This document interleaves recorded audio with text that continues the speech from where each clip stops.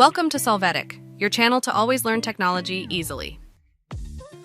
Below in the description, you will find useful links we used in this video.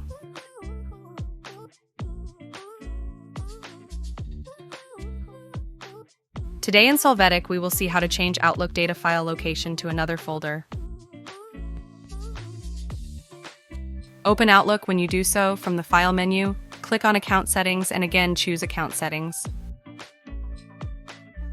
Now you will go to the tab Data Files. There, click on Add. From here you can choose the new location, and when you do so, select OK.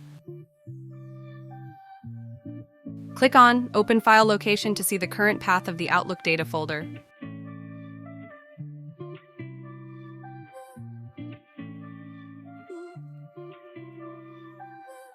Hey, remember to subscribe Solvetic channel.